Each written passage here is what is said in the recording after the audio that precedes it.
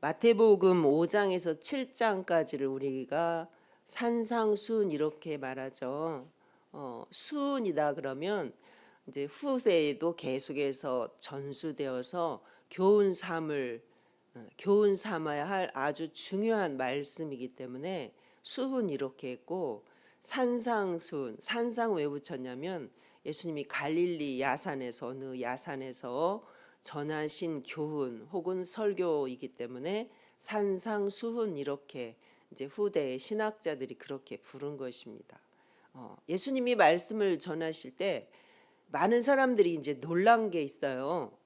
지금까지 듣지 못한 교훈이로다. 우리가 지금까지 이렇게 우리에게 하나님의 말씀을 설명해 주는 일은 사람은 없었다라고 많은 사람들이 놀랐잖아요. 그러니까 예수님이 그 전하신 천국의 법이나 윤리가 그런데 율법과 전혀 상관이 없거나 무관하거나 아니면 완전히 새로운 그런 것이 아니라 율법의 의미를 더 확실하게 강조하고 또 그것을 하나님께서 주신 그 율법을 완성시키기 위해서 완전하게 하기 위해서 예수님이 더 이렇게 오셨다라고 오늘 말씀에 그렇게 이야기하고 계시죠.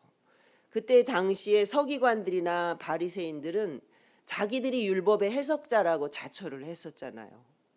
그래서 백성들에게 율법을 가르치면서 이렇게 해라 이렇게 이렇게 가르치면서 거기다 덧붙여서 또 장로들의 유전, 그래 자기들이 만든 어떤 또 그 법을 갖다 붙여서 그걸 다 지키도록 했기 때문에 사실은 백성들이 그걸 다 지키기가 더 어려웠던 거죠. 하나님께서 율법을 주신 그 참된 의미를 제대로 깨닫지 못하고 율법의 어떠한 규정에 얽매이다 보니까 외식주의, 형식주의에 빠져서 그 눈으로 예수님을 바라보니까 예수님은 완전히 율법을 폐지하러 온 사람이구나. 아니 이 사람 무슨 왜 하나님의 율법을 이렇게 자기가 다 어겨, 왜 안식일을 범하고 왜 이렇게 하고 이건 왜 이렇게 하고 이렇게 따지고 그랬잖아요. 그 바로 율법의 규정에 얽매이다 보니까 형식주의, 이게 하나님이 원래 율법을 주실 때는 그런 게 아니었잖아요. 그 의미를 망각하고 형식주의, 외식주의로 치우치다 보니까 예수님도 그런 눈으로 바라볼 수밖에 없었던 거죠. 그래서 예수님께서 오늘 말씀을 그렇게 시작을 하고 있습니다. 내가 율법이나 선지자를 폐하러 온 줄로 생각하지 말라. 폐하러 온 것이 아니라 완전하게 하려 합니다. 율법은 모세 오경을 이제 예수님 가르치셨겠죠. 율법에 모세 오경을 가리켰고, 선지자 그러면 역사서, 선지서, 그것을 예수님이 선지자 이렇게 표현을 했다고 볼 수 있습니다.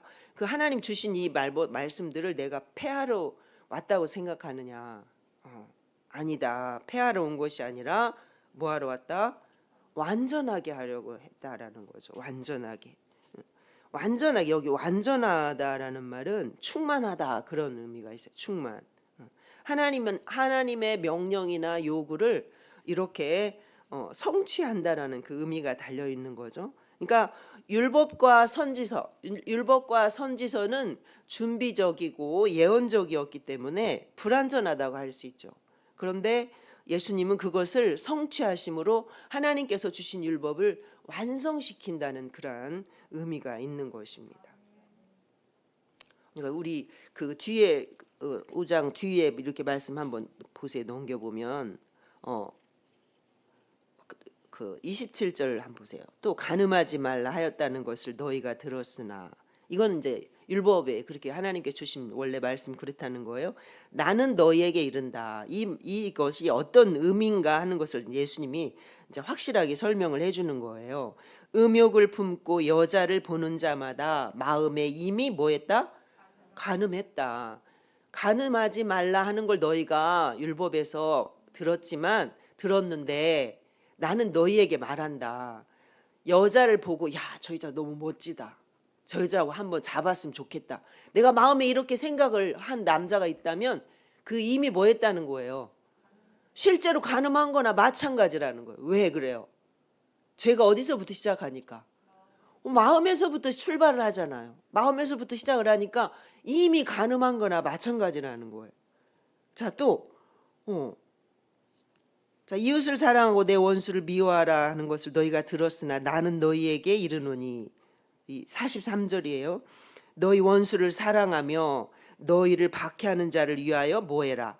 기도해라. 예수님 그렇게 하는 거예요. 너희 원수를 사랑하는데 어떻게 하는 것이 사랑하는 건가?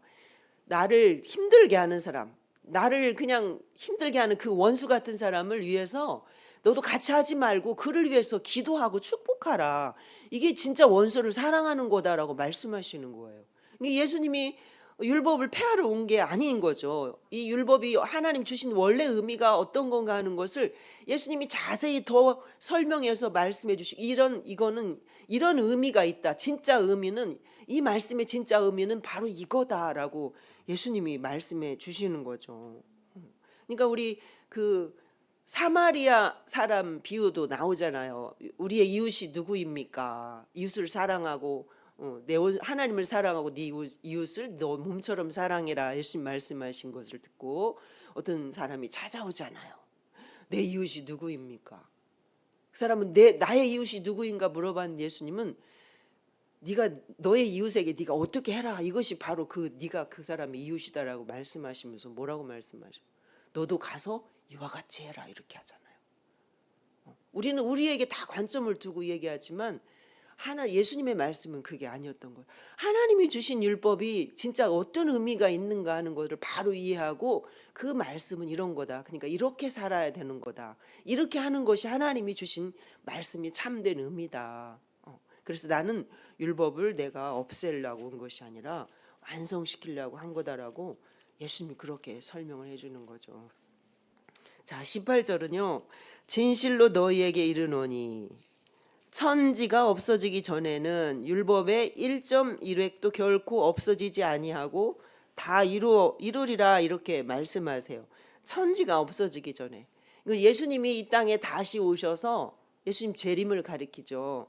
다시 오셔서 세상을 심판하기까지, 그때 이제 비로소 우리 천지 만물이 새롭게 하늘과 땅이 새로운 땅과 새로운 하늘로 완성되는 거잖아요. 예수 믿는 사람과 예수 믿지 않은 사람이 완전히 구별해서 하나님이 천국과 지옥을 완성시킬 때, 그때 옛날에 처음 지었던 새 하늘과 새 땅은 그 땅은 없어지고 새 하늘과 새 땅으로 새로운 하나님의 나라가 완전히 완성될 때, 그때까지는, 그 전에는 율법의 1.1획도 결코 없어지지 않고 다 이루어진다라고 말씀하세요. 말씀대로 다 이루어질 거니까, 하나님께서 말씀 주신 대로 다 이루어져서 그때 완성이 될 거니까, 그때까지 절대로 하나님 주신 말씀은 1점 하나, 히브리어는요 점 하나에 따라서 그 뜻이 완전히 바뀌고 그러거든요.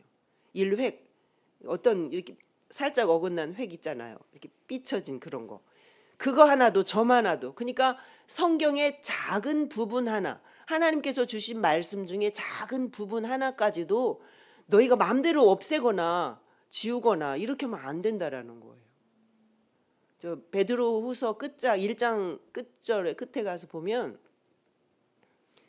하나님의 말씀을 사사로이 풀지 말아라 말씀하십니다. 하나님이 주신 말씀을 너희가 사사로이 풀지 마라. 사사로이 풀으면 어떤 일이 생겨요? 이단이 생기기가 쉽죠. 사사롭게 풀면 안 된다는 거. 그리고 이어서 무슨 말씀하세요? 모든 예언은 하나님의 감동으로 되어진 것으로, 하나님의 감동을 입은 사람이 하나님께 받아서 말한 것이다 라고 말씀하고 계세요. 하나님께서 불러주신 대로, 하나님께서 말씀하신 대로 받아서 기록한 것이다. 하나님의 말씀을 받아서 기록한 거기 때문에 내 마음대로 이것을 없애고 보태고 하면 돼요? 안 돼요? 안 되는 거잖아요. 그리고 또 요한계시록 또 22장 끝에 가면 또 뭐라고 말씀하세요? 내가 지금까지 말한 이 예언 중에서 어느 것 하나 더하거나 빼지 마라. 더하지도 말고 빼지도 말고 다 이대로 행하라, 지켜라 하는 거죠. 왜? 더하면 하나님께서 지금까지 내가 말한, 요한이 이제 그렇게 기록한 거잖아요. 내가 기록한 이 재앙들에 더해서 너에게 더해질 것이고 그 재앙이 빼면 네가 하나님 나라에 가서 얻게 될 그 하나님 나라에 그 맛보게 될 것에서 너가 참여하지 못하게 될 거다라고 그렇게 요한이 말씀을 마무리하고 있습니다. 하나님의 말씀은 더하거나 빼거나 우리가 마음대로 하는 것이 아니죠. 예수님마저도 그러시잖아요. 예수님께서도 더하거나 빼지 마라. 1.1획도 천지가 없어지게 내가 와서 이 세상을 완전히 심판하고 끝날 때 마칠 때까지 그 이전엔 절대로 없어지지 않는다. 왜? 하나님이 주신 말씀대로 이루어질 것이기 때문에 그렇다라는 거죠. 자, 그러니까 누구든지 이 계명 중에 지극히 작은 것 하나라도 버리고 또 그같이 사람을 가르치는 자는 천국에서 작다 일컬음을 받을 것이요 누구든지 이를 행하며 가르치는 자는 천국에서 크다 일컬음을 받으리라. 그러니까 바리새인이나 서기관들이 이렇게 자기들 생각할 때 이거는 중요한 말씀이니까 이대로 해야 되고 이것은 중점적으로 가르치고 이것은 이렇게 꼭 지켜야 된다 이렇게 했는데 어떤 것은 이거는 별로 중요하지 않으니까 이거는 안 지켜도 되겠지 하고 그냥 안 했다라는 거죠. 그렇게 하면 안 된다라는 거예요. 그래서 그런 자들은 천국에서 하나님으로부터 작다 일컬음을 받는다라는 거죠. 우리가 계명을 예수님 믿는다고 해서 계명을 100%다 지키기는 쉽지 않아. 어려워요. 그렇죠? 다 지킬 수는 없어요. 그러니까 예수님께서 너희가 나를 믿어. 내가 너희 죄를 다 용서해 주러 왔어. 그러니까 내가 너희 죄를 다 짊어지고 죽을게. 그리고 예수님이 죽으시고 살아나셨잖아요. 너희가 나를 믿어. 너희 죄를 내가 다 짊어진 나를 믿어. 그러면 너희는 천국은 하여튼 들어갈 수 있어. 그런 거잖아요. 예수님 믿으면 구원은 다 받아요. 그렇다고 우리가 예수님 믿고 구원받았다고 율법을 천국 이 하나님 주신 계명을 다 지켜야 천국을 들어가는 건 아닌 거예요. 다 지킬 수가 없기 때문에 예수님이 그 엄청난 대가를 우리 대신 치러 주신 거예요. 우리를 구원하시려고. 다 지킬 수는 없어요. 그러나 천국에 들어갈 수 있는 조건은 아니에요. 율법을 다 지키느냐 하나님의 말씀을 다 100% 지키느냐 안 지키느냐 이것이 천국을 들어가느냐 못 들어가느냐의 조건은 아니지만 하나님 나라에 들어가서 받게 될 상급의 조건은 된다는 말이에요. 이해 가시죠? 하나님 나라 들어가서 받게 될 상급과는 관련이 있는 거죠. 우리가 하나님 앞에서 어떻게 살았느냐 하는 것은 제가 지금 하나님의 말씀을 전하고 있잖아요. 근데 하나님의 말씀을 제가 제 멋대로 나름대로 해석해서 내가 은혜 받았다고 해서 하나님께서 나에게 이렇게 깨닫겠다 그래서 제 마음대로 나름대로 해석해서 하나님께서 주신 원래 하나님이 우리에게 주시고자 하시는 전달하시고자 하시는 말씀을 그 의미를 제대로 파악하지 않고 제 멋대로 나름대로 이렇게 막 전하는 거는 이게 옳지 않다라는 거예요. 목사님 맨날 말씀하시 요즘 특히 목사님 강조하시는 게 어떤 거예요? 강단에서 우리나라 말씀이 이상해졌다 막 이렇게 맨날 강조하시잖아요. 많이 들으셨죠? 왜 그래요? 하나님이 주신 본래의 말씀의 의미를 제대로 파악해서 그 말씀을 잘 제대로 전달을 해야 되는데 엉뚱하게 자기식으로 해석해서 엉뚱한 거 전하고 쓸데없는 말만 하고 막 이렇게 하기 때문에 그거는 강단에서 그것은 하면 안 된다. 절대로 조심해야 하고 삼가야 된다라는 것을 강조하시기 위해서 이제 그렇게 말씀하시는 거죠. 누구나 마찬가지인 거예요.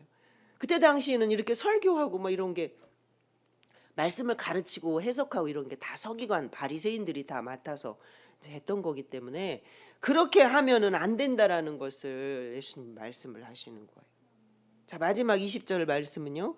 내가 너희에게 이르노니 너희 의가 서기관과 바리새인보다 더 낫지 못하면 결코 천국에 들어가지 못하리라.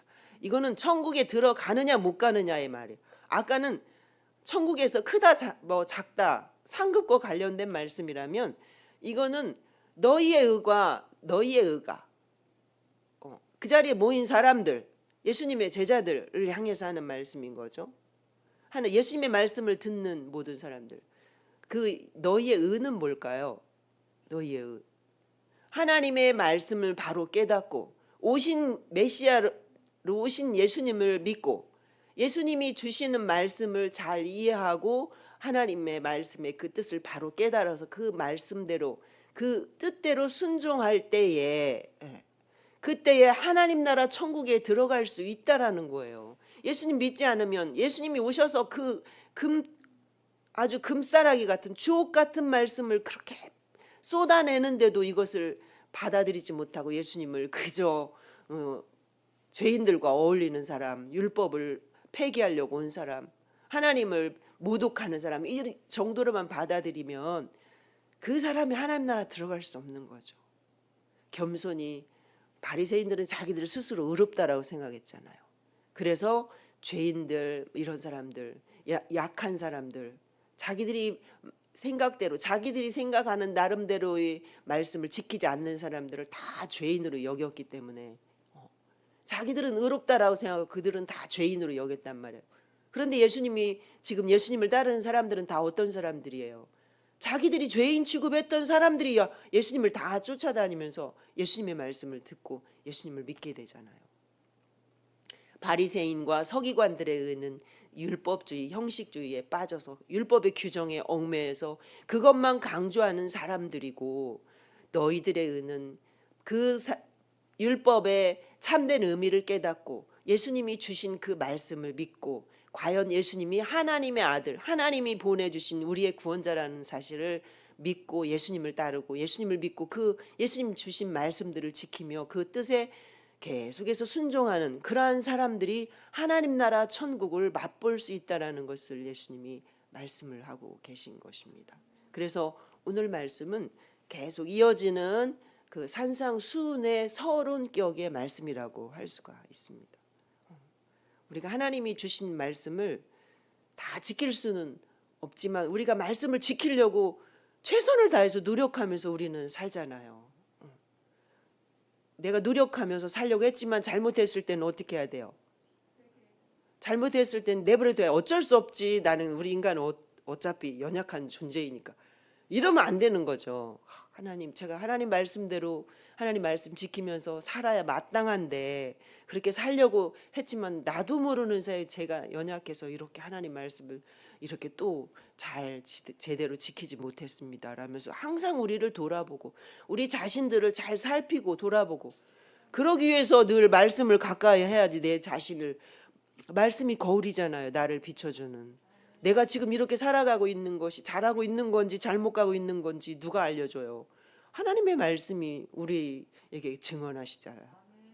그러면서 말씀대로 제대로 못 사니까 어려우니까 말씀대로 살 수 있도록 도와주십시오 하는 것이 또 하나님 앞에 기도하는 거잖아요. 오늘 예수님이 하신 말씀은 내가 율법을 없애려고 온 것이 아니라 내가 하는 말은 전혀 새로운 하나님께 주신 계명과 완전히 상반되는 또 다른 어떤 것이 아니라 하나님께서 주신 말씀을 확실하게 더 해서 너희들이 이 말씀을 완전하게 하려고. 그래서 하나님의 말씀대로 그 율법의 참된 의미가 어떤 것인지 너희가 깨닫고 그 하나님의 말씀에 따라서 육신으로 온 나를 믿고 구원받아서 영원한 하나님 나라 생명을 누릴 수 있도록 하기 위해서 내가 왔다라는 것을 예수님이 강조하고 계십니다. 오늘도 우리에게 오신 예수님 사랑하고 감사하면서 오늘도 예수님의 말씀을 기억하며 승리하는 우리 모두가 되시길 바라겠습니다.